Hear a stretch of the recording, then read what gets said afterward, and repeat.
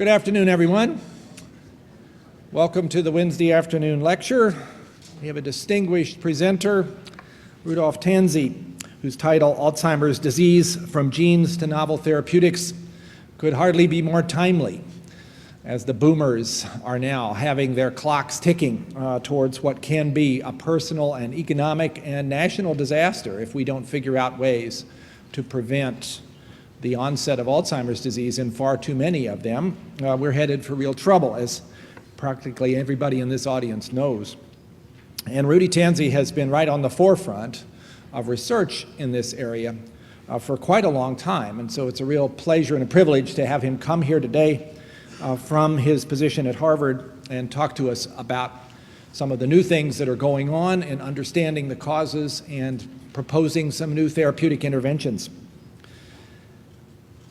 Rudy is currently the Joseph and Rose Kennedy Professor of Neurology at Harvard and Director of the Genetics and Aging Research Institute at Massachusetts General Hospital. I've known Rudy for more years than probably any of you would guess, because we actually were involved in a very intense and challenging collaboration involving 7 laboratories back in the 1980s that ultimately succeeded in identifying the gene for Huntington's disease.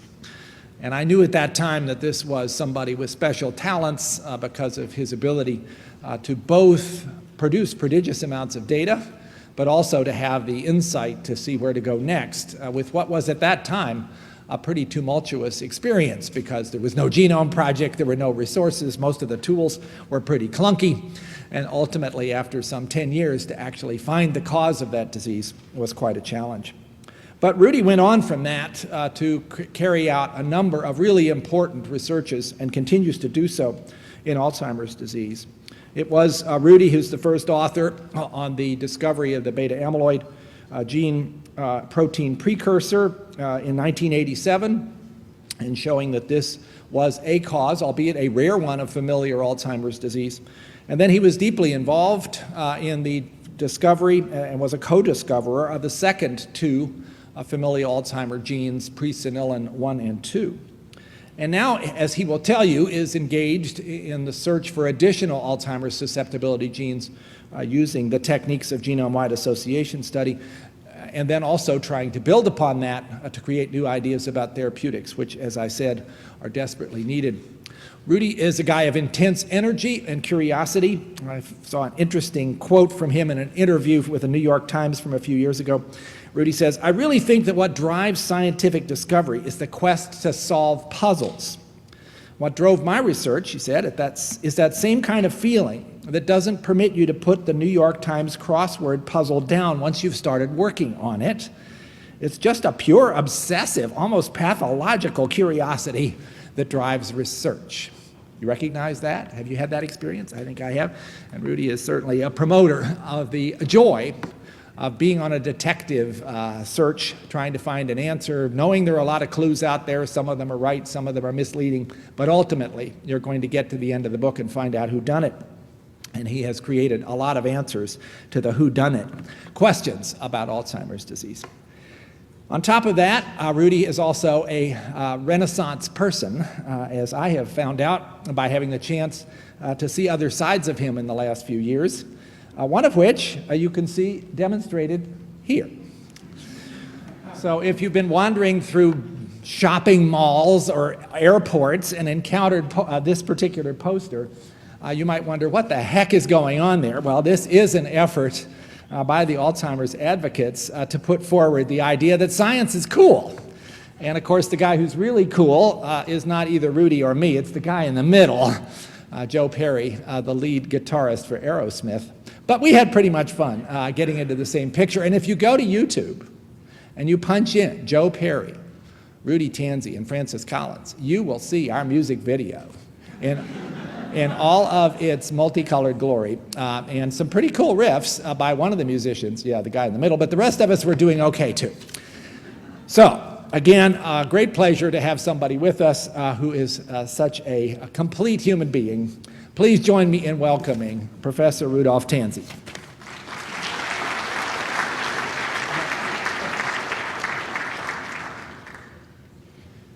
I think that's the best introduction I've ever had in my life. Thank you very much. That was, I don't have to give my talk, really. You covered APP, you covered the rock band. So anyways, it's a real pleasure to be here, and thank you very much, Dr. Collins, for inviting me to give this director's lecture. I'm honored, privileged, and I hope that over the next 45 minutes, I can deliver to you most of what I think is optimistic and good news about Alzheimer's disease as we discover more genes, come up with more pathways of what's going wrong, and most importantly, think about new therapeutics to nip this disease in the bud stage before it really takes root in older individuals. So I'll start with just some disclosures, companies I'm involved with, Prana Biotechnology, ASI, Pathway Genomics, and Neurogenetic Pharmaceuticals. So let me start now with just some numbers. 72 seconds. Every 72 seconds, there's a new diagnosis of Alzheimer's disease in this country. 40% of individuals over 85 are believed to suffer from Alzheimer's disease, although this number varies a bit. And by 2015, given the baby boomers that Dr. Collins mentioned, 72 million of them, like myself, heading toward risk age, it's estimated that it's possible for Alzheimer's to start crippling Medicare and Medicaid by 2015 to 2020. 400X, and I apologize because I'm at NIH, but I had to put this in, corresponds to the fact that we spend $400 on healthcare and caring for Alzheimer's patients in this country for every dollar we spend on research. And if we want to end this disease before it starts to cripple Medicare and Medicaid, we need to pour a lot more into research. I know that it's a tough budget right now, but it is a real big problem that could have huge consequences on healthcare in this country over the next 10 years with baby boomers. 0 corresponds to the number of drugs that we have right now that actually treat the disease as opposed to just the symptoms. So what is Alzheimer's? It's the most common form of dementia in the elderly.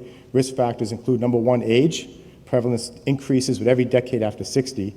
What got my attention many years ago, back in the Huntington's days, was family history. And inheritance plays a role in at least 80% of cases, according to twin studies. Both familial and sporadic cases involve genetics. Sometimes people say familial is genetic, sporadic is non-genetic. No, genetics is playing a role in most of these cases. Other risk factors include traumatic brain injury, basically any insult to the brain, neurovascular type injury from stroke, neurovascular events that come from metabolic disease like diabetes, obesity, and cardiovascular disease, and social isolation, increasing data that suggests loneliness, not being socially engaged, can be a risk factor. So it's not so important to play Sudoku. It's more important to get out there and get some exercise and get engaged with folks as we get older. And I list as a risk factor as a geneticist birth, because by the age of 120, many believe we will all have AD. Alzheimer's pathology starts in the brain at 40 years old in almost everyone. And you could argue that as it accumulates, that if all of us lived to be 120, that you would at least have the early stages of at least myocognitive impairment and early stage AD. So when we do genetics of this disease, we actually get much better results in modeling, asking when you get the disease and age of onset as opposed to whether you'll get the disease. Weather has more to do with the fact that our lifespan is roughly, on average, 80 years old. But if we lived long enough, would you accumulate enough pathology in everyone to have this disease? Now, the neuropathology itself is shown here. Senile plaques made up of beta amyloid protein in the core, outside of neurons, chondrophilic amyloid angiopathy on blood vessels. You do not get Alzheimer's disease without tangles. You can have brains full of plaques and amyloid, but if that doesn't convert to tangles, then you don't get dementia. And one of the big black boxes in the field that remains is how do you go from amyloid pathology to tau pathology, given that seems to be the sequence from a variety of different experiments, including Down syndrome studies. Neuronal cell loss, synapse loss probably correlates best with dementia, according to studies by Steve Arnold, Brad Hyman, and others. Inflammation and brain atrophy, all pathological features. In current therapies, as we mentioned, they treat the symptoms. They're better than nothing. Namenda and Aricept together seems to be better than either alone. We thank God we have these drugs because they provide some benefit, even if it's modest, even if it's temporary. But we need something better. We need drugs that will actually treat the disease itself and treat the disease progression. And how do we get there? Our own approach, our own belief, and this is not just exclusive to ourselves, is that ultimately the way we're going to approach AD and other age-related diseases is pharmacogenetically. The idea is to find all of the genes involved in conferring risk for the disease, come up with algorithms that can predict the disease early, make sure it's done with counseling, both genetic and psychological, have genetic privacy laws in place. We have GINA. We still need more. We need to protect against long-term care and life insurance, not just health insurance and employment. So hopefully that will come. And then if one is at higher risk, we need early detection. We need to tell folks, you need to be even more vigilant about Alzheimer's because of your risk. You need to have an MRI or check for biomarkers more often, just like someone in a family history with colonoscopy might have to go through the wonderful experience of a colonoscopy more often. I'm over 50, so I can say wonderful experience. So you may need to be more vigilant if your risk is higher. And then most importantly, these genes teach us how to prevent the disease. This is the most important thing, empower people with the ability to prevent. So the idea is that what we want to do over the next decade or so is not necessarily cure Alzheimer's. We do want to cure it, but I think a more reasonable and attainable goal is to eradicate it. We eradicate polio with a vaccination. The idea is to try to eradicate by early prediction, early detection, early prevention. And this would really count for any of the big age-related diseases that threaten healthy aging. Now, just a brief history of Alzheimer's genetics, and I'll touch on some of these things. It really started in 1984 with George Glenner, when he discovered the amyloid beta protein, when he sequenced amyloid and published these papers, and this was confirmed by Colin Masters a year later in 1985. And this allowed my group and others in 87 to isolate the gene for amyloid that we named the amyloid beta protein precursor. But it wasn't until 1990 that the first pathogenic mutations were found in APP, first in a cerebral amyloidosis family and then followed by Alzheimer families. In 1992, the first and really only established late-onset gene, APOE, was found at Duke. And in 1995, we and others working with Peter Hislop and Jerry Schellenberg found the presenilins 1 and 2, which also caused the early onset form of AD. In 2007, now there's a big gap here. Between 95 and 2007, hundreds of candidate genes were tested by labs all over the world looking for association with AD similar to what was found for APOE. They just didn't find it. There were lots of yeses and nos and replications and refutations. So Lars Bertram and I put together this database, ALZgene, which now provides a database and meta-analyses I'll show you for all of the published literature on a updated basis online and freely available. In 2008, using a family-based GWAS, a genome-wide association screen, we published the first 4 genes beyond APOE that showed genome-wide significance. I'll tell you about those. And this was followed a year later in 2009 by a group that showed the first genome-wide significant genes using a case control format. And if I had 2011 here, we're going to be hearing soon about the American consortium funded by the NIA and exciting results coming from them, but that will be out soon, and you'll hear all about that later. What have the genes taught us? The early onset genes have taught us that A beta is the central focus of this disease. If you look at the early onset genes, APP, presenilin 1, presenilin 2, the majority of the mutations in these genes, over 200 of them, increase the ratio of A beta 42 to 40. A beta 42 has 2 extra amino acids on the C terminus, and that drives more aggregation of A beta. Some, like duplications or in Down syndrome, you have 3 copies of 21, lead to just more production of A beta. There's actually only one mutation that leads to increased total A beta. That's the Swedish mutation. So sometimes you hear folks say the early onset genes increase A beta levels. It's not true. Only one mutation does that. Most of the mutations increase the 42 to 40 ratio without doing a lot to total A beta production. But when you skew that ratio, where normally 42 is 10%, you have a little bit more, that drives the aggregation. It's very tough for the brain to clear aggregated A beta versus just monomeric A beta peptide. APOE is involved with the clearance of A beta. Instead of having causative, fully penetrant mutations like the early onset genes, where onset's under 60, APOE is a risk factor with huge effects. It increases risk anywhere from 4 to even 12-fold, but doesn't guarantee the disease, at least not given our current lifespan. Maybe if you live to 120, this becomes a fully penetrant variant. So this is the scheme then that comes out of the first 4 genes. Here's APP. We know that to make A beta, you have to cut with beta secretase, then gamma secretase to release it. If alpha secretase cuts in the middle, you preclude A beta production. Presenilins encode the gamma-secretase active subunits. The other early onset gene, APP, provides the substrate. So substrate and enzyme on either side. Most mutations increase the ratio of 42 to 40. When APOE tries to clear A beta from the brain, as it aggregates, it becomes more difficult. Aggregation occurs first as oligomers, dimers, trimers, all the way up to dodecamers. Metals like copper and zinc are needed to drive this process. These oligomers are probably more dangerous than the plaques because they're free-floating, and when they build up in synapses, they can impair long-term potentiation and neurotransmission. And many of us believe this is now the battleground in Alzheimer's. A-beta oligomers clumps in the synapse itself. Eventually, these go on to form fibrils. You get plaques. These are also not safe. They cause gliosis and oxidative stress due to inflammation.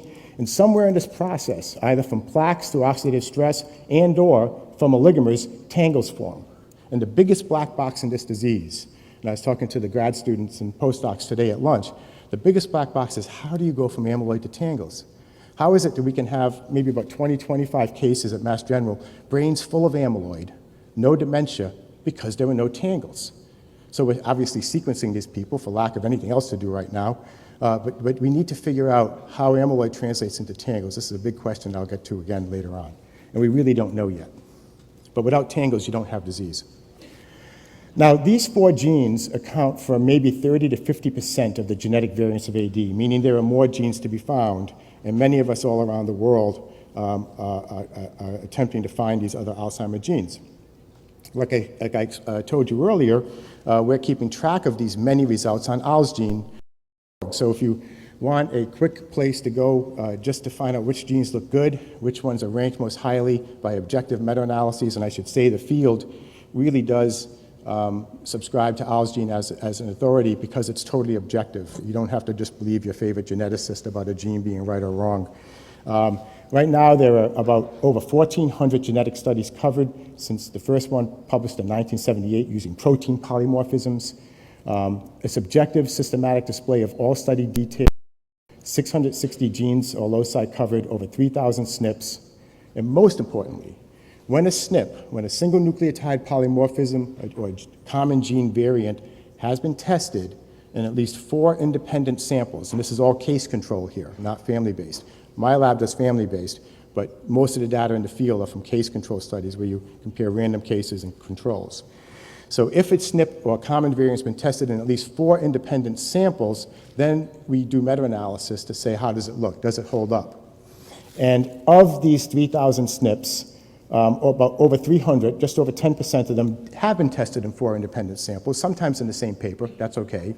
And of those 300, 42 of actually 308 yield significant meta-analysis results. It's a moving target, the list changes because new data comes out, and we're updating this all the time. So if you went to the website, you'd see this list of 42 genes, rank ordered according to significance of association, and even given letter grades according to criteria you can read about on the site.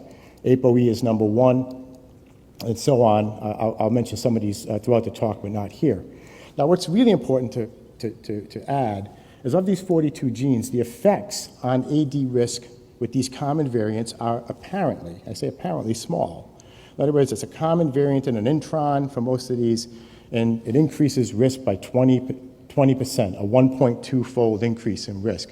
And some people say, who cares? I mean, what's that? Does that really matter? And I'm going to tell you that these numbers probably don't mean much, but they tell you what we need to do next. APOE is the exception. Not only the exception in Alzheimer's, but maybe the exception in common heterogeneous genetic disease, because E4 increases AD risk by 4 to 12-fold, 4-fold for heterozygous state, 12-fold for homozygous state, so huge effect. But APOE is in a class of its own here. So what do we do with these other little guys with tiny effects? How do we deal with them?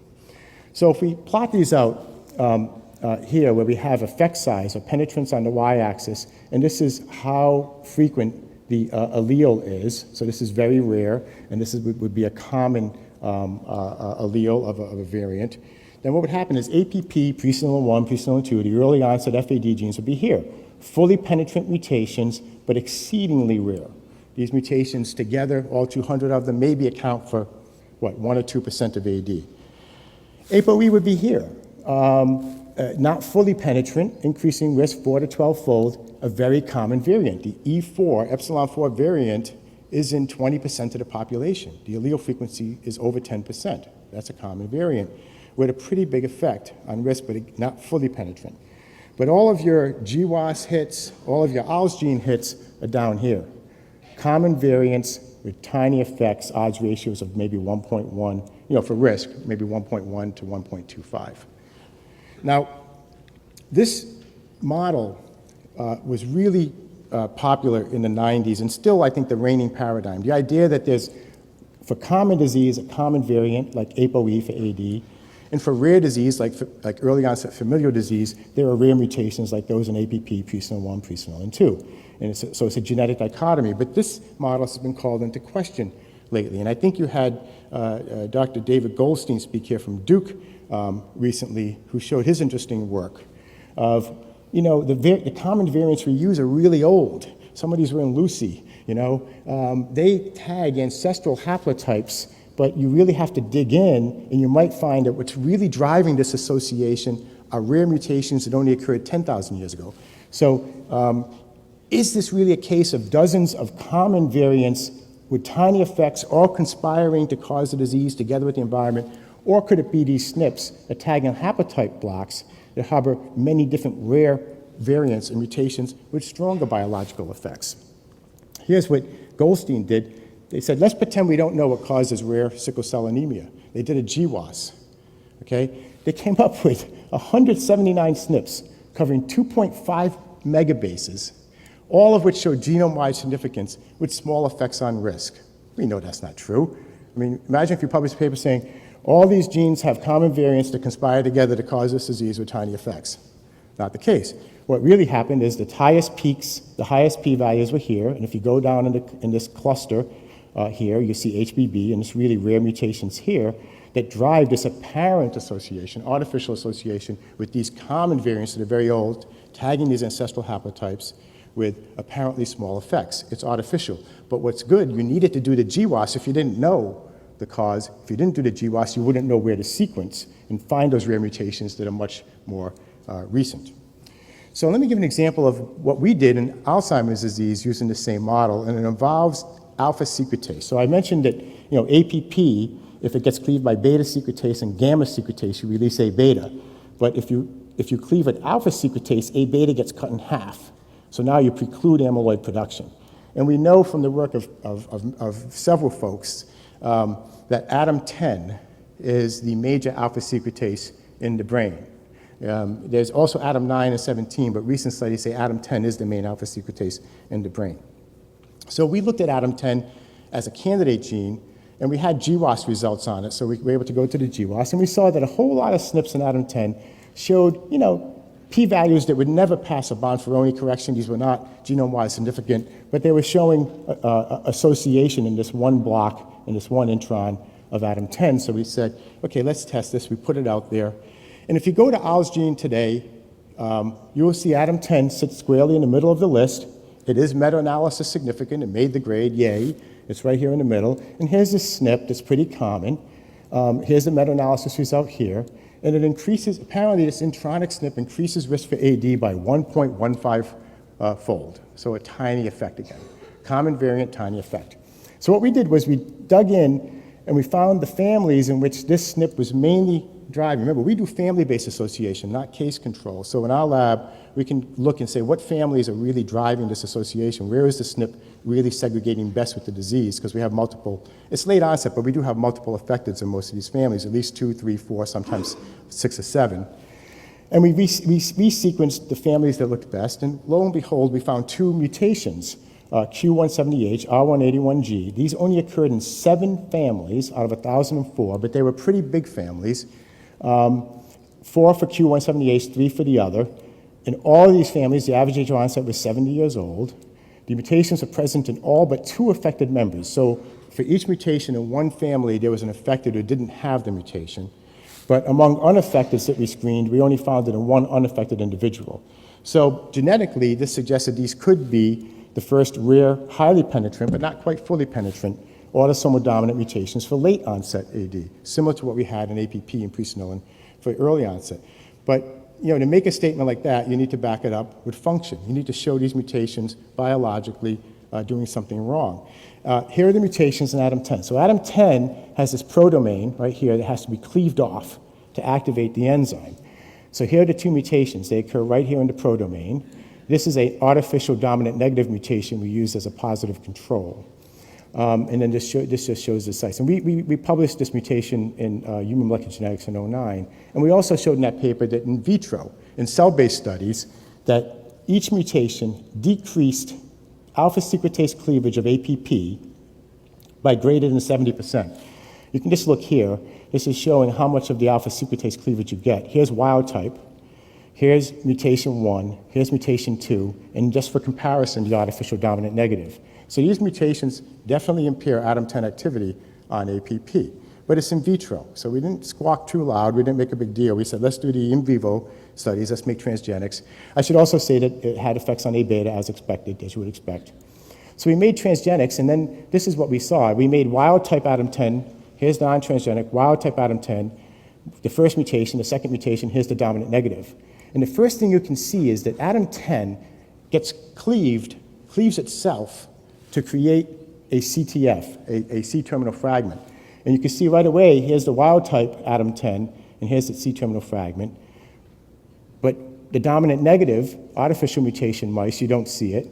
And in Q170H, you don't see it. And for this mutation, it's dramatically lower. So the first thing we noticed, more than an effect in vivo on APP, was that this CTF is either disappearing or lower. And now there's data suggesting that this CTF is actually processed into an ICD, an intracellular domain that goes to the nucleus, has transcriptional activity, and helps regulate and increase ADAM10 activity on APP. So that's a story that's just starting to emerge. So we don't have the full molecular mechanism what's going on in vivo, but we can see the effects.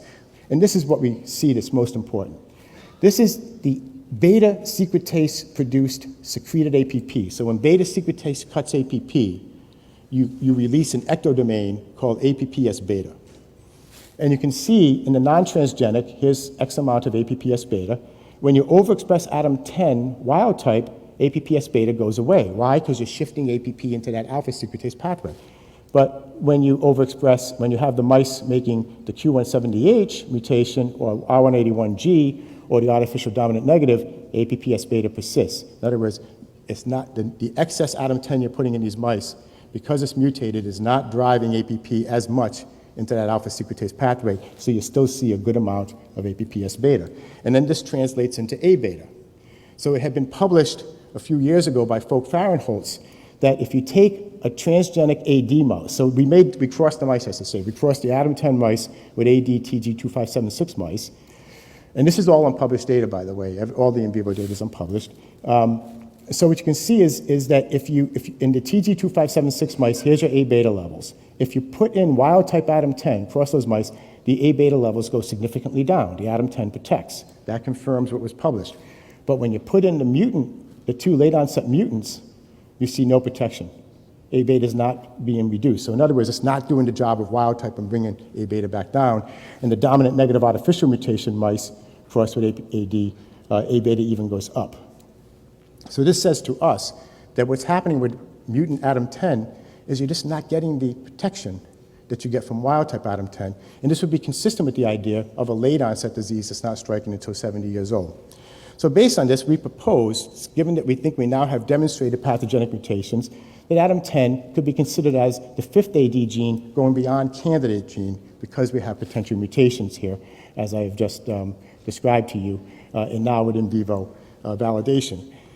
So I think this is the type of work you need to do. It's a lot of work to get to a new gene that you say, yeah, this is maybe an AD gene beyond just replication of GWAS results, but you need to start with GWAS results and replication to get there.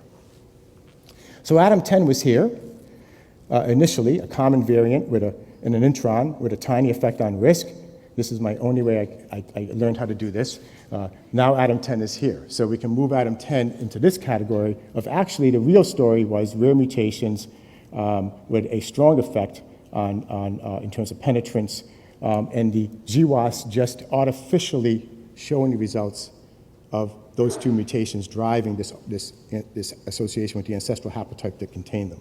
So our goal is to keep doing this and see how many of these genes, instead of being common variants with small effects, actually are pointing to rare mutations, recent mutations with strong effects.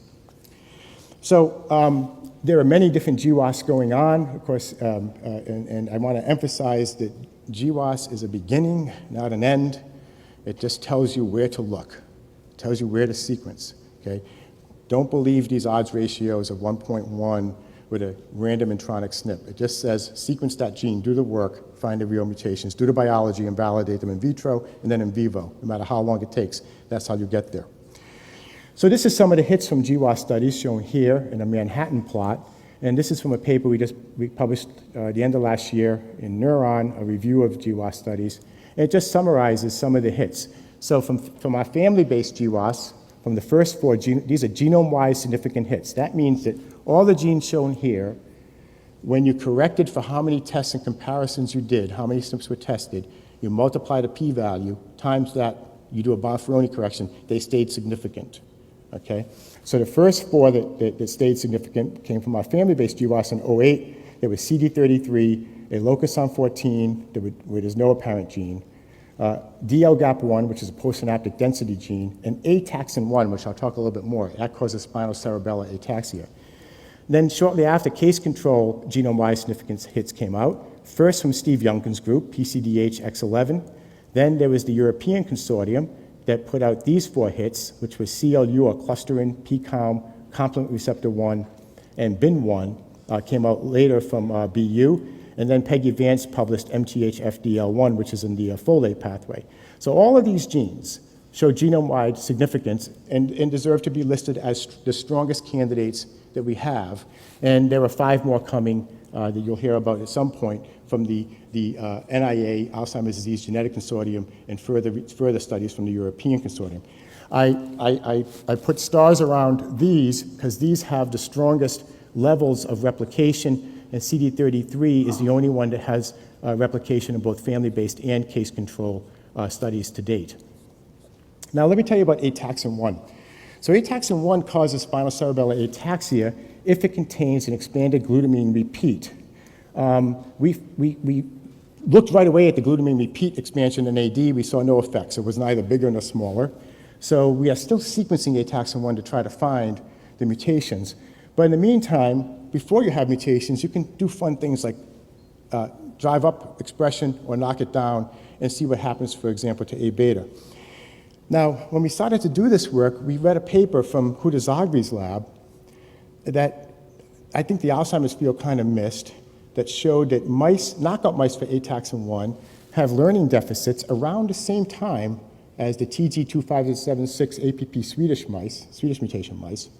And like the TG2576 mice, have hippocampal paired pulse facilitation problems. So we thought this was pretty intriguing, and we got the ataxin-1 knockout mice from Huda. Meanwhile, first we had done just some experiments in primary neurons. We just knocked down ataxin-1 in primary neurons by RNAi. We published this in JBC last year. And what we were surprised to see was a dramatic effect on A-beta levels, that A-beta 40 and 42 go up dramatically when you knock ataxin-1 down. If you read that paper, you'll also see we can rescue the effect by overexpressing ataxin-1. If we just overexpress ataxin-1, we can drop A-beta down.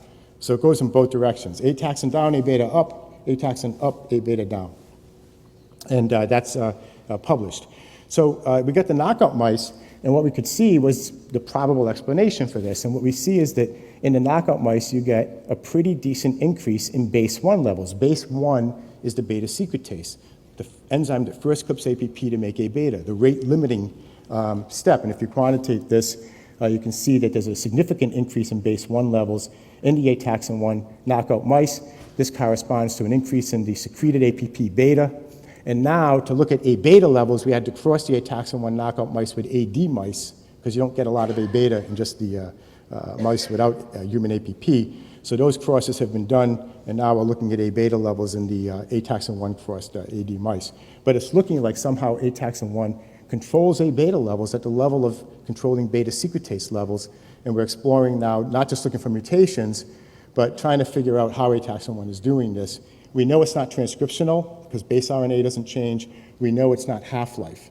Base 1 degradation doesn't change. So it's somewhere in the middle. It's either at the translational level perhaps at the splicing level. So we're looking at this now while trying to find the mutations. But this is a great example of an unbiased GWAS giving you a gene you would never have believed could cause AD, and then seeing, hey, here's another way to control beta-secretase levels. And we know very few ways to control beta-secretase levels. So this is why you need to do GWAS and then dig in, do the biology, find the mutations, and keep going. So this is then a list of some of the genes that are coming out of GWAS and ALS gene and how they fit into, or how I forced them to fit into the amyloid pathway shown here. And I want to draw your attention to this red box, which is inflammation and innate immunity. Remember, the brain doesn't have antibodies in T cells and B cells. It uses the old-fashioned innate immunity system, meaning if there's a problem, any insult whatsoever, infection, neurotoxin, stroke, traumatic brain injury, you turn on the innate immune system, and this is how the brain deals with neurodegeneration. Glial cells get activated, but you also make antimicrobial peptides. The antibodies, so to speak, of the innate immune system are antimicrobial peptides. As I'll show you in a moment, we published last year, A-beta looks for all intents and purposes to be an antimicrobial peptide. This may explain why A-beta in many different experiments is turned up during inflammation, turned up following injury, turned up when the innate immune system is turned on. This slide makes the point that many of the new genes we're finding, starting with CD33, including CR1, the complement receptor 1, CLU, and all the ones shown here, many genes in the innate immunity pathway are showing up in GWAS as a growing contributor to AD genetics. This just shows these are the ones that show genome-wide significance and meta-analysis significance, GWS, MAS here. Clustering, which is involved with complement activation. Complement receptor 1 involved with immune adherence. CD33, which is the regulator, which determines one of the genes that determines whether the innate immune system is going to be kicked on or not. When CD33 is activated, the innate immune system is inhibited.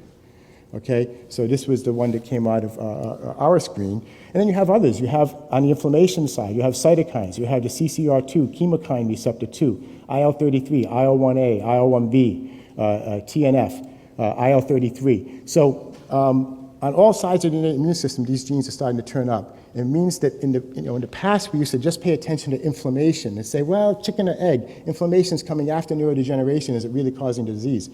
We have to look at the beginning side, innate immunity, how the innate immune system is triggered in response to injury as well. So as we go through these genes, and I should say there are many more innate immune system genes coming in publications to come on GWAS as well. So this is the model then that we've developed based on what we're seeing in these genes. Can you read this writing in the red box? Because I can't. Is it okay? All right, sorry, I have bad eyes anyway. So the model we have is that you can turn on the innate immune response either with an insult, like stroke, a vascular event, traumatic brain injury, a neurotoxin, maybe an infection as you get older, the immune system starts to go down, blood-brain barrier is not holding up as well. This will turn on the innate immune response. You can also turn on the innate immune response with excessive A-beta. A-beta is an insult to the brain, either way. Now, when the innate immune response is triggered, these genes, some of these control how robust an innate immune response you'll have. Some of them control how robust inflammation will be. So we're seeing this growing trend toward genes showing up in GWAS and ALS gene that control innate immune response. So in other words, the model comes out of this is that as we age, there are insults to the brain, some of them involving genetics, like vascular genes showing up that might increase your risk for neurovascular events, noticed or unnoticed, stroke or mini-stroke. You're accumulating A-beta over age. How your brain responds to this insult is regulated by various genes that are showing up in these studies. If you over-respond, if you have too robust a response to insults that come from life exposure, you may make too much A-beta as part of the innate immune response, where these genes are involved with the production of A-beta. We know that following stroke, base levels go up.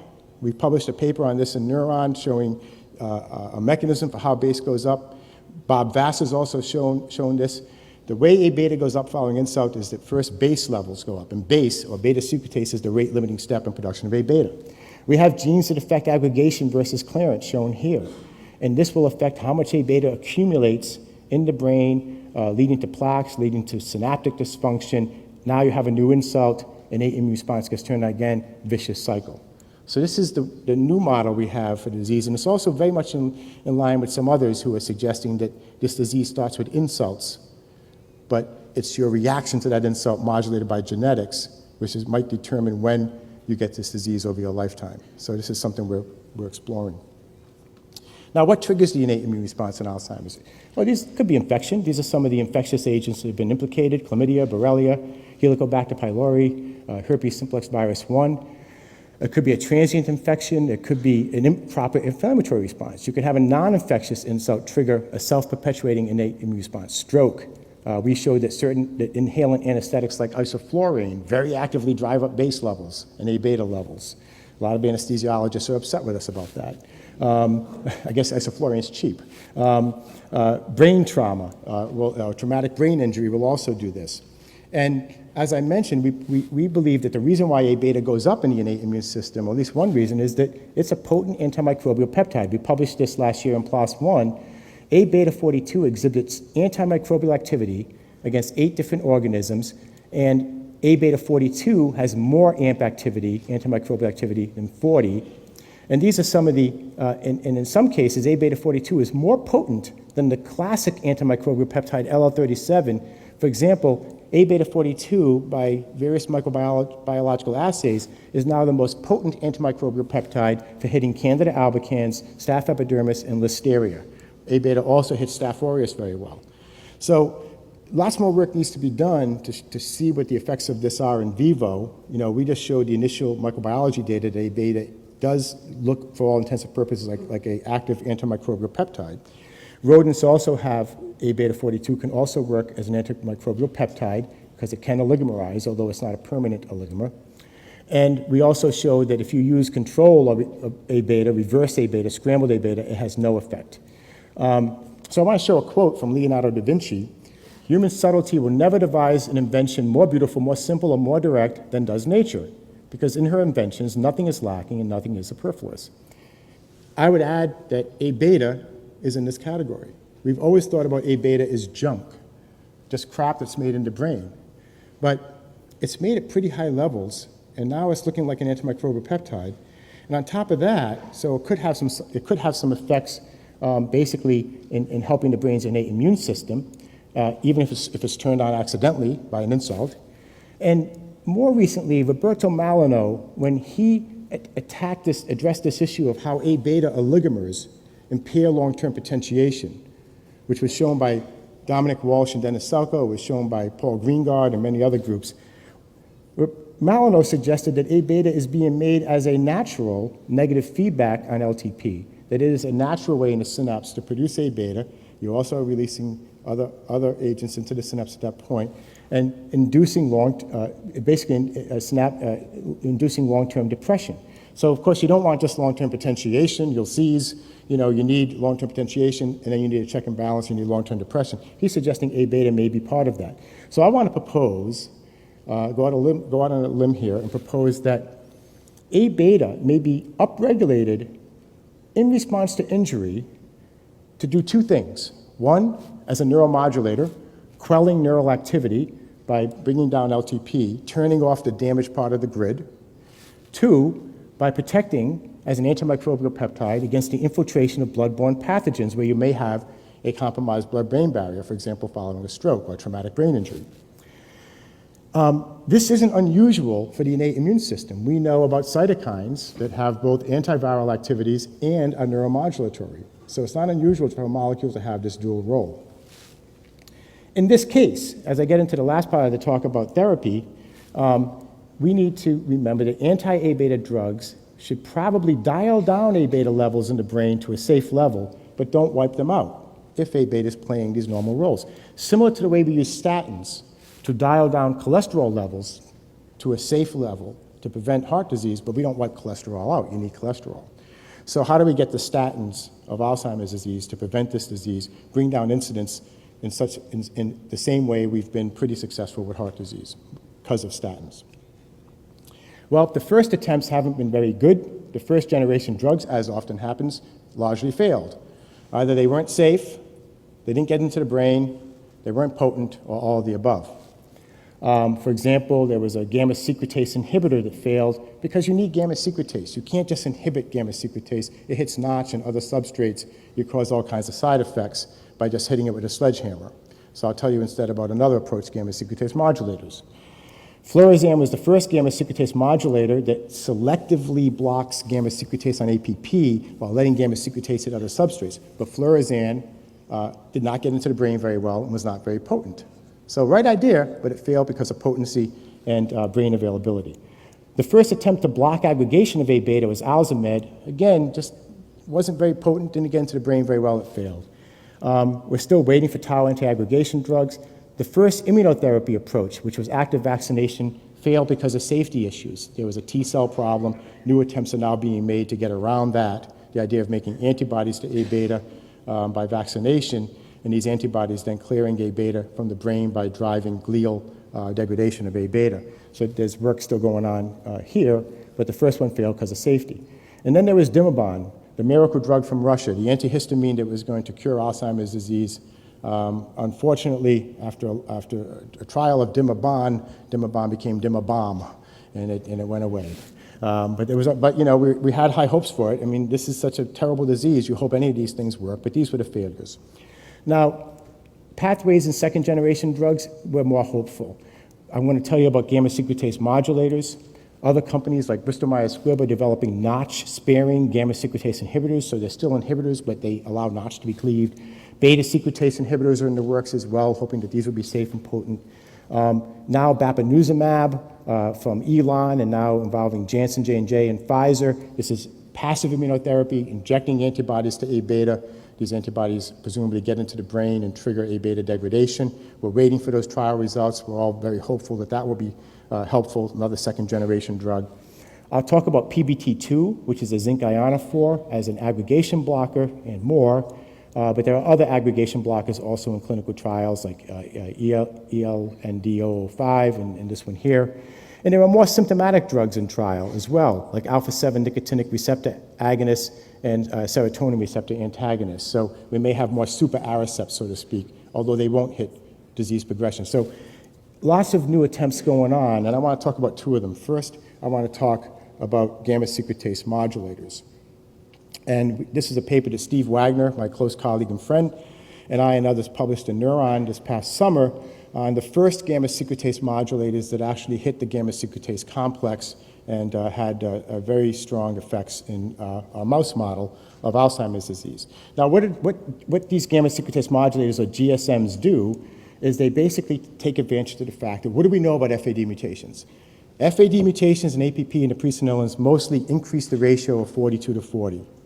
One day, Steve Wagner and I were playing tennis back in the late 90s, and we said, what if we just do it the other way around? What if we start a company and try to find drugs that increase the ratio of 40 to 42? Just reverse just fix it by reversing the ratio the other way. And then this is how, and Steve came up with the name gamma secretase modulator. So we started this company called Neurogenetics in 1999. We screened for compounds that would do this. I'll show you those in a moment. And we found them. What they did is they basically drive 42 down, they leave 40 alone, they drive up 38 and 37, which are non-amyloidogenic. They don't aggregate very much. So you got no change in total A-beta levels, but the ratio of 42 to 40 was now decreased, the opposite of the FAD mutations. And unlike gamma secretase inhibitors, they don't interfere with gamma secretase cleavage of other substrates like Notch. So you get around the side effects that Lilly encountered with their gamma secretase inhibitor drug. We also determined that the most likely target, still to be confirmed, on the gamma secretase complex for GSMs is PEN2. Remember, the gamma secretase complex are the presenilins, the castrin, PEN2, and AF1. We think we're hitting PEN2. So this just shows the mass spec where we're driving up 37 and 38, driving down 42. This is all published in the Neuron paper. We're doing nothing to Notch at all. Even at high doses, we're not really affecting Notch cleavage or other gamma secretase substrates like E-cadherin, making it presumably safe. We wipe out plaque pretty good. You can see plaque here in the vehicle. These are 8-month mice that were sacrificed at 15 months, treated for 7 months with the drug in the chow. plaque is being wiped out pretty well. And then this is the drug. These drugs are diaryl aminothiazoles, and the synthesis is shown here. Now, here's the problem. So we published these drugs, but the ones we published don't have very good aqueous solubility. And as some of you know, in drug development, if a drug isn't very soluble in water, it can be cement in the body. It's tough to get it out. So a drug with low aqueous solubility, like these original ones we found, where the aqueous solubility was low nanomolar, they get into the brain really well, but they are very tough to get back out. So these were not the best candidates for drug discovery, but there's still possible ways.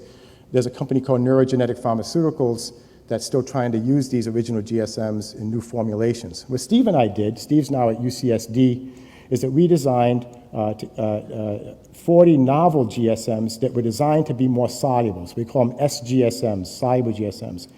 And we were successful. We now have GSMs of the same class that worked in this paper that now have 10 micromolar aqueous solubility. At 10 micromolar, drug companies say, okay, that's good. You know, that's going to clear from the liver and kidney, good solubility. So these are now in preclinical development at MGH and at UCSD in the academic world. And so we're doing basically everything we need to do, animal studies, looking at tox, looking at pharmacokinetics, pharmacodynamics, and we're hoping that these will be a more better version of these original diaryl aminothiazoles. I should also say that Steve and I are very happy about the fact that many pharmaceutical companies are basically working around the patents of these drugs to make new versions. And I think if you're a biotech company, you get upset about that because you don't want to be patent busted. We're ecstatic because we just hope any pharmaceutical company who works around this class of drug with freedom to operate will come up with something that's going to be treating the disease, preventing A-beta production safely. So it's not just us doing this. There are pharmaceutical companies around the world who are also working with this class of drug, and it's my hope that these will become the gamma-secretase modulators that might be the statins of Alzheimer's. Now, before I end, I want to talk about one more drug, and that's a zinc ionophore. A zinc ionophore is a drug that binds zinc, and in many cases also copper, but doesn't chelate, and it doesn't hold it, and it actually will deliver that metal to the cell, be internalized, and redistribute that metal to other proteins, for example, SOD1, that have a higher affinity for the metal than the drug. Okay? So this is not a chelator. It's a zinc ionophore, and the one I want to talk about is PBT2. So first, let me tell you the original metal hypothesis of AD that Ashley Bush and I developed when he was my postdoc. He's now back in Australia. What we found back in the 90s is that zinc and copper promote the aggregation of A-beta. And we showed this from first in a test tube and then on to transgenic animals. And now A-beta aggregates collect over decades. And then what happens is these excessive aggregates sequester zinc and copper. Well, zinc and copper are needed for a lot of things, including neuronal health, including LTP. So think about a brain full of amyloid that a neuropathologist can see. And just remember, if you take zinc 70 or radioactive copper, or if you do a metal mapping of the brain, you will see amyloid is just covered with zinc and copper. It's sucking up zinc and copper with a KD of 10 to the minus 12. So it's no accident.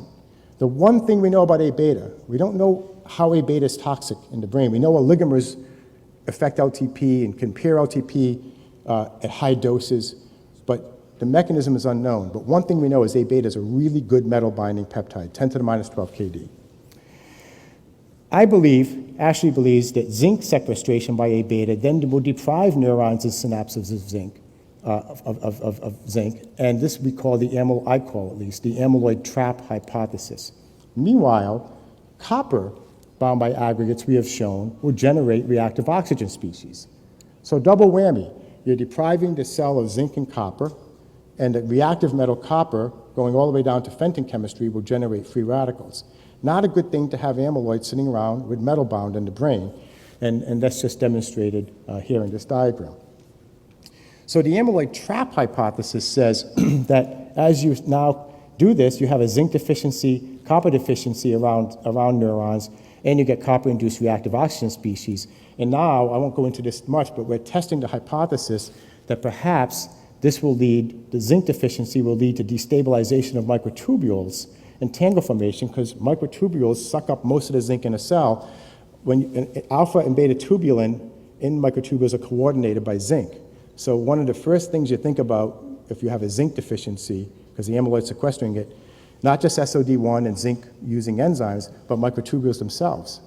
Now, the field of Alzheimer's disease believes this. Tau becomes hyperphosphorylated, falls off the microtubule, and now the microtubule becomes destabilized, so now you get axonal transport problems and tau forms tangles, because the tau is starting to aggregate outside of microtubules. What if it's the opposite? What if we got it backwards? What if first microtubules become destabilized, perhaps, and this is just speculation, hypothesis right now, but we're testing it with a number of different folks around the world. What if by having not enough zinc to coordinate the microtubule cylinder, that microtubules become unstable first? First destabilization, tau falls off, tau aggregates, it will get hyperphosphorylated at that point because the sites are exposed, and then you get tangles, but it starts with microtubules. This is a hypothesis we're putting forward as an extension of the trap hypothesis for how you might go from amyloid to tangles, because frankly, we just don't know yet how you go from amyloid to tangles, and we need to know how that happens. So early days, we're still just starting to do this, but I thought it'd be interesting to share with you this hypothesis. But at this point, almost shameless speculation, quite bordering on shameless speculation. So we have a drug called PBT2 from Prana Biotechnology. Prana was started in my lab in '97 with angel funding, and then moved to Australia, where it's now went public and off on its own, although I still consult for them. But this drug, PBT2, is a zinc-copper ionophore. What does it do? It can prevent the interaction of A-beta with zinc and copper simply because its affinity for zinc and copper is a little stronger than is A-betas.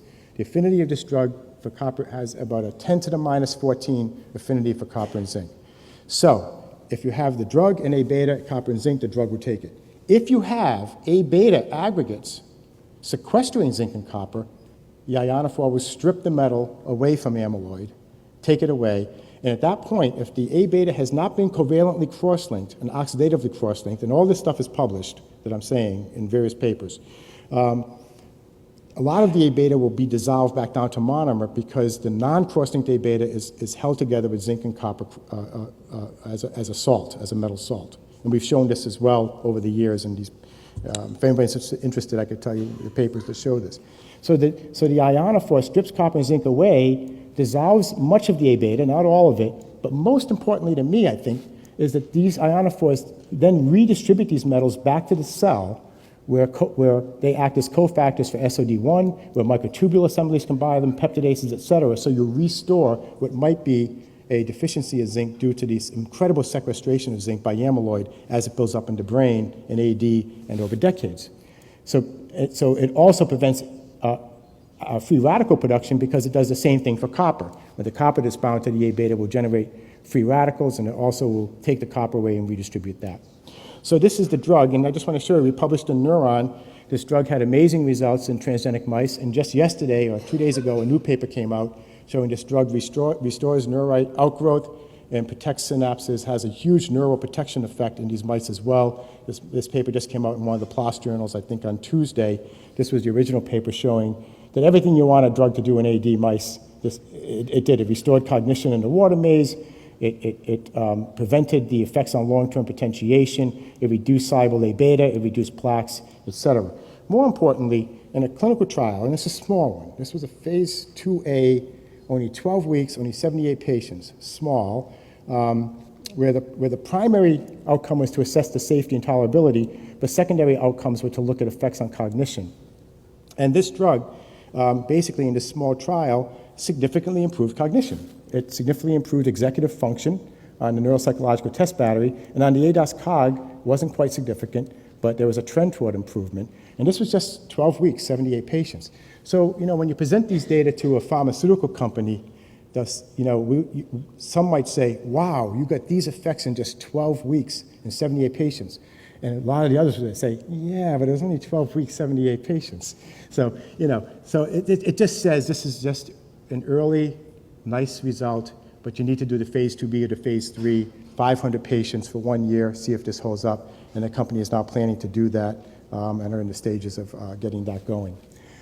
So this drug, basically, the mechanism seems to be working through this amyloid trap hypothesis. It's basically stripping the zinc and copper away, causing dissolution of A beta. And again, all of this is published. I just want to mention that in another paper by Adlard, they made a zinc T3 knockout, ZNT3 knockout. ZNT3 is the zinc transporter that releases zinc into the synapse during glutamatergic excitation. When they knocked out ZNT3, so you couldn't get zinc released into the synapse, these mice became demented by 6 months old, major cognitive problems. In aged brain, ZNT3 goes down with aging, okay? The model here is that if you have a whole lot of excess oligomer, more than you would need according to Malinois' hypothesis just to, as a natural check and balance in LTP. If you have toxic gain of function, excess oligomer in the synapse, it's going to bind up zinc and be basically a phenocopy, a mimic of not having zinc produced in the synapse at all. So that's how we think that the ZNT3 knockout, which reduces zinc release, has the same mechanism for impairing LTP as just having a whole lot of oligomer binding up zinc and impairing LTP. And this is an interesting paper that came out last year in J Neuroscience. So if I had to guess right now, just based on what we're doing, what would be a nice preventative drug for AD, a statin, so to speak, I would say gamma-secretase modulator because it safely lowers A beta levels. But if you had congestive heart failure, you wouldn't just treat with a statin, right? You got to fix the heart. So I think gamma-secretase modulators would be most useful preventatively, to use them to just dial your A beta levels down to a safe amount.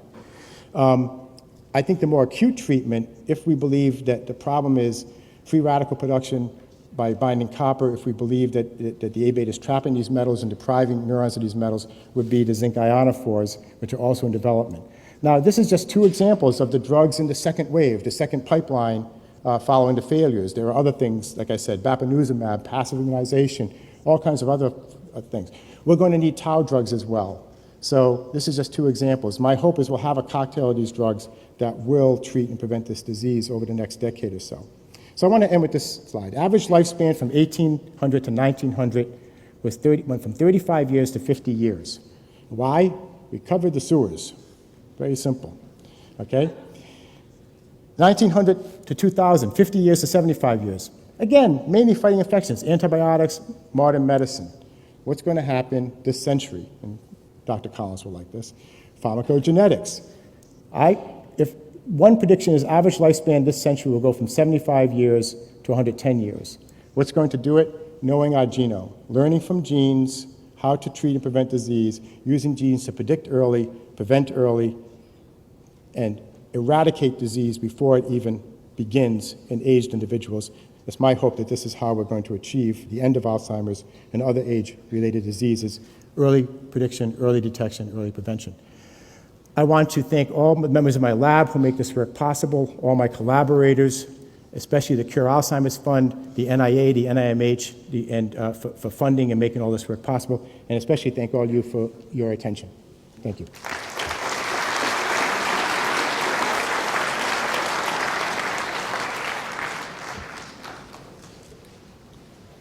Terrific. We have time for some questions, although it's running a little late, but there are microphones in the aisles for those who would like to pose a question. And Rudy, let me start. You made a very interesting case for the role of innate immunity as playing a role in this disease and for A beta as a major player. And I kind of thought when you got to the therapeutics, there was going to be something in that pathway as well that appeals to you as a way of trying to intervene. So what's that connection? What can you do with that hypothesis that might be therapeutically interesting? Well, I thought I engaged in enough shameless speculation that I did. But if I had to, I think that CD33 is a great target because what it's looking like from how the genetics is working is that in response to insult, an overly robust activation of the innate immune response is what's leading to problems. Too much A beta, downstream too much inflammation. So you want to, in those who are overreactive to insult and have too much innate immune response, you want to dial it down. Yeah. CD33 is that gatekeeper. So CD33, when bound to its ligand, and we know it's a siglec, it's acylated groups that act as a ligand, will actually tone down the innate immune response. So if you had a drug that could hit CD33 safely, and regulate the innate immune system in response to insults as we age. That would be my guess. And we're thinking about how to do that. Is there a mouse experiment that could test that? Yeah, there are CD33 transgenics and knockouts, so we're beginning to go in that direction already. Because we've had this gene for about 2 or 3 years now, so we've been thinking a lot about it. Are we going back to chelation therapy of the brain? No. With your ionophores. Obviously, we had iron overloaded disease using chelation therapy and other issues. So chelators bind metals and don't let them go. That's not the answer here. The problem is the metals are already bound. So a chelator will make things worse.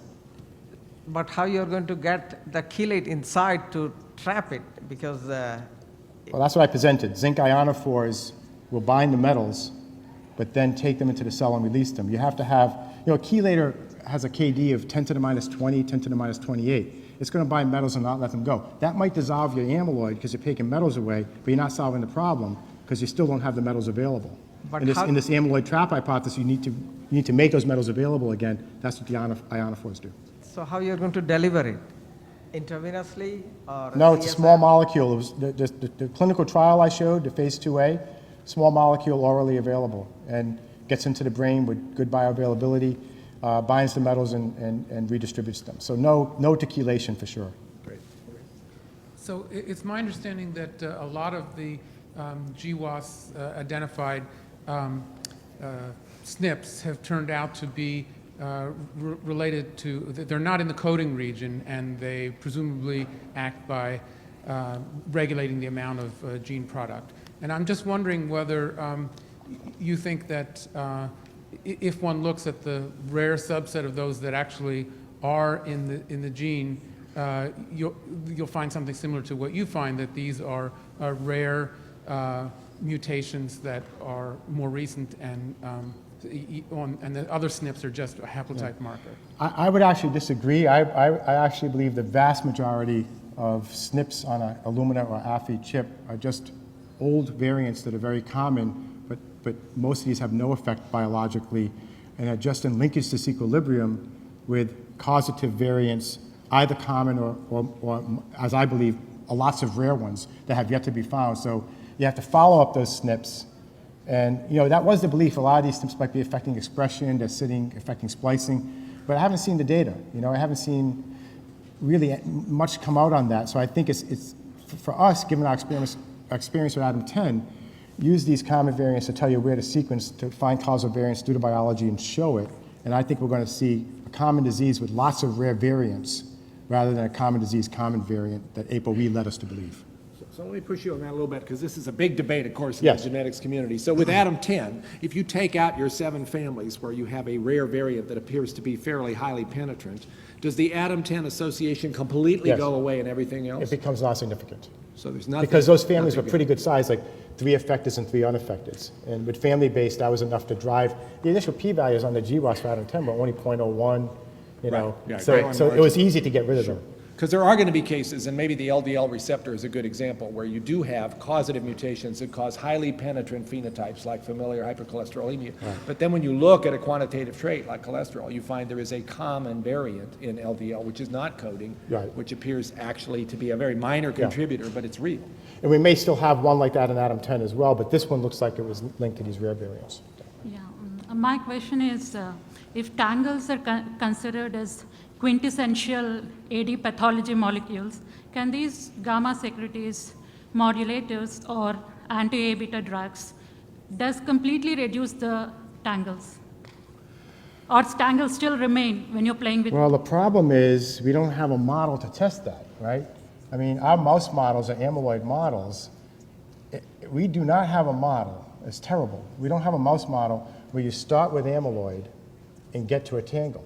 I mean, we have ones where you throw the tau mutation in as well, and you get these parallel pathways of tangles and plaques. But you don't have plaques driving tangles, which appears to happen in the human brain in Alzheimer's. And that's a big problem. So it's really hard to test that. So do you think that anti-A beta drugs will really work for AD pathology? Well, I think it's a start. I think if you can reduce amyloid levels or clear amyloid, and I would also argue redistribute the metals that have been sequestered according to that other hypothesis. That's a start. But what I worry about is this new data that suggests that tau pathology can spread. If that's the case, once you've started tau pathology, let's say downstream of amyloid accumulation, you can get rid of the amyloid, fix everything, but if the tau pathology keeps spreading, then what do you do? And it looks like a lot of groups are confirming that this very scary notion that tau pathology spreads. So you may in the end need a cocktail that also hits tau, not just amyloid. It may not be enough. Hi, I'm Bert Gold at NCI. Having had David Goldstein and you just argue very strongly against common disease, common variant, and Francis trying to counter some of that, I just wanted to provide two examples for you where we're pretty sure that the associations really do not relate to these kinds of rare things, which are FGFR2 as a modifier gene in breast cancer, where everything relates to intron 1 and probably a transcription factor binding site, and 8q24, which, as you know, is a gene desert that relates to a great many cancers and really has no rare variant per se associated with it. So I think the jury, I think it's fair to say that the jury is still out on this very contentious issue. I'm glad you said that. You know, I'm arguing heavily on the rare variant side just because we've been so traumatized with the common variant, common disease paradigm that I had to go a little overboard like Goldstein does. But I agree that it's going to be it'll be a combination. Where you have a common variant in LD with another common variant that has some effect on expression of splicing. It will be a combination of these. But you know, we right now are going after the rare variants because frankly, if they have stronger effects, they're easier to test in transgenics, so it's a little bit more of the low-hanging fruit, so to speak. But thank you for your comment. Okay, one more question. So, as you mentioned, it's tau pathology which correlates with dementia, and in your seed, in your hypothesis, you'd say that the tau pathology or is associated with extraction of metals, essentially copper, zinc. That's my shameless speculation. That's a shameless speculation. The question here is, do you think of the tau pathology as actually being causal for the dementia or simply a marker of other events? Right? Because from your sort of seed hypothesis, you might think that the tau pathology is actually a marker rather than causal. How about shameless speculations on that problem? Sure. I don't know. I mean, I think Karen Chow-Ash's paper showing that you got, in transgenic mice, you had cognitive impairment with just the presence of tau oligomers before tangles argues that you may not need tangles themselves to get there, that just tau oligomers might get you there. So it's very akin to the idea that you might not need plaques. You can just have the oligomers get you there. So I think these are parallel situations for plaques and tangles where oligomers may be really doing this. But we won't know until we get all the data in. But what is clear from neuropathology is that when you have a patient who's not demented with a head full of amyloid, it means they didn't have tangles. Something protected them. That's what we need to know. So let me invite all of you who are interested to come to the library for some coffee and cookies and further conversations with our speaker, and let's thank him again. Thanks,